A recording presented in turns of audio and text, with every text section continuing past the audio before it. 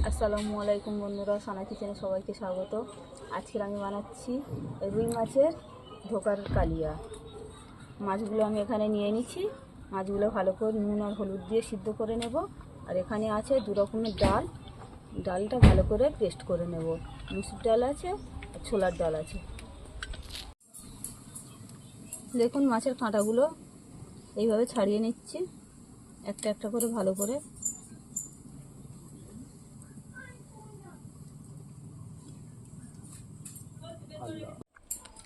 দেখুন রুই মাছের ধোকার কালিয়া বানানোর জন্য আমি এখানে তেল দিচ্ছি।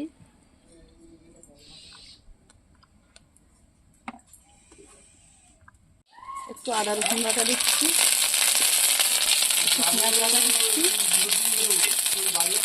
মাছগুলো দিয়ে দিচ্ছি।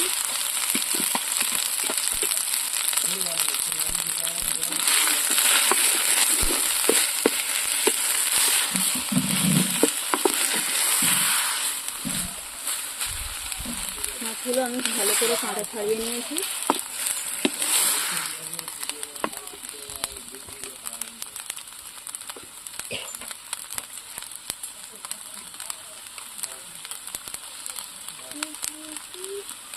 দেবো পরিমাণ মতন একটু হলুদ,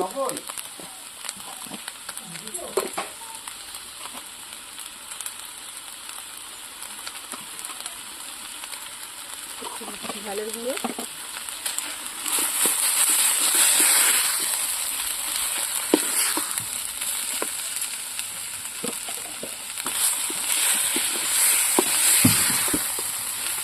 কি বলবো, কিছু বলবে, কি বলবি? দেখুন এখানে যে ডালটা আমি পেস্ট করে রেখেছিলাম দু রকমের ডাল, ডালটা দিয়ে দেবো।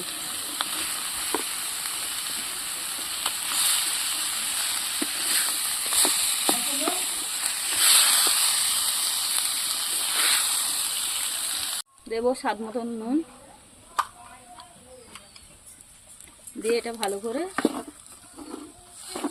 এইভাবে দুটো একসাথে ভালো করে এইভাবে বানিয়ে নেব।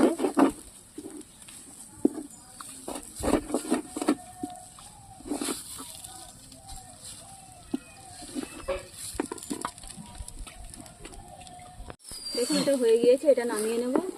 নিয়ে ভালো করে ঠান্ডা করে নেব। ফ্রিজে 10 মিনিট রেখে দেবো, ভালো ঠান্ডা হয়ে যাবে, এটা পুরো জমে যাবে। দেখুন রুই মাছের ধোকাটা আমি এখানে দেবো বলে তেল দিয়ে দিচ্ছি এখানে। এবারে এটা এখানে দিয়ে দেবো, দিয়ে ভালো করে ঠান্ডা করে নেব।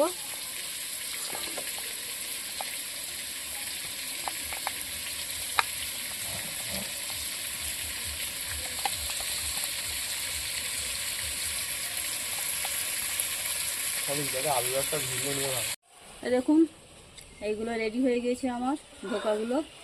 এবার আমি এখানে কড়াইয়ে তেল দিয়ে দিচ্ছি, দিয়ে এগুলো সব একটা একটা করে ভেজে নেব।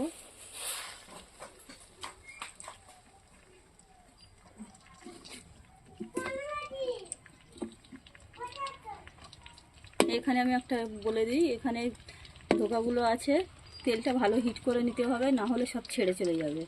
তেলটা কম হিট থাকলে সব ভেঙে যাবে।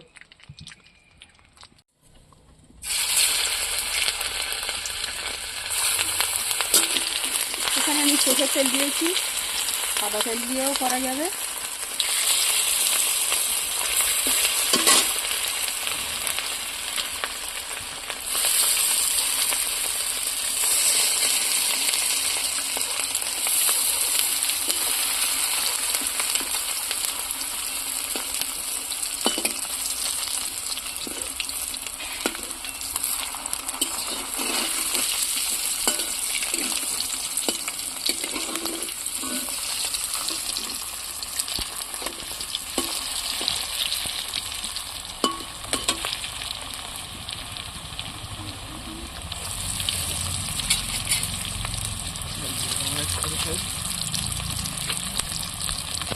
দেখুন সব লাল লাল করে ভাজা হয়ে গিয়েছে। এখানে কুচানো পেঁয়াজ দেবো,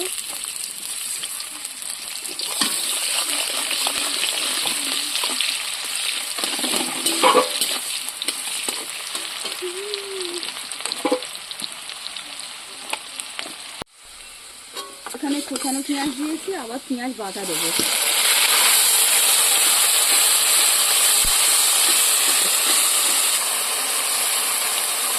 দেবো অল্প একটুখানি আদা রসুন।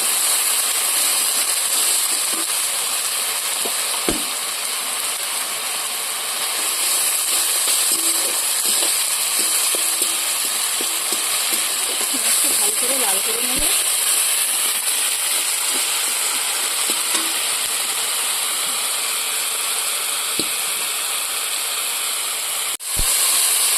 এখানে আছে একটা শুকনো লঙ্কা, জিরে আর তেজপাতা আর গরম মশলা।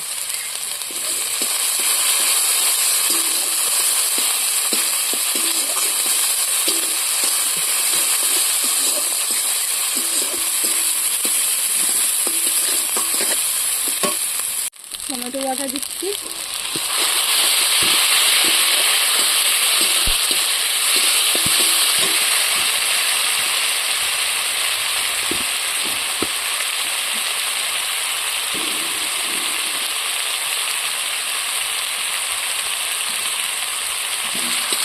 টক দই দেবো।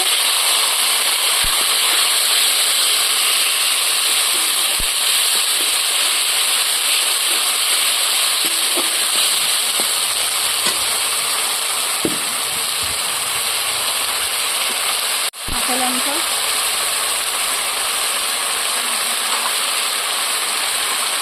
কাশ্মীরি লঙ্কা, লঙ্কা আসার জন্য,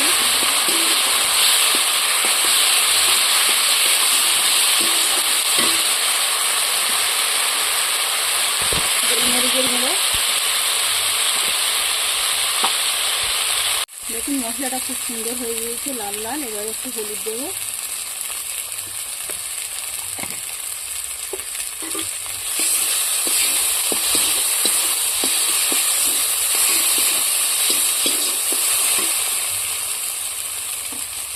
একটু জল দেবো।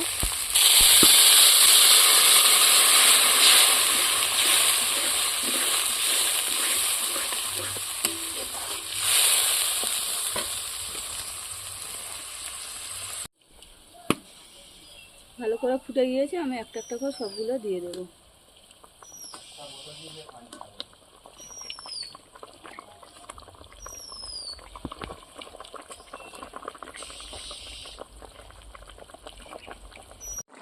একটু কোচানো ধনে পাতা উপর থেকে ছড়িয়ে দেবো, দিয়ে এবার নামিয়ে নেবো।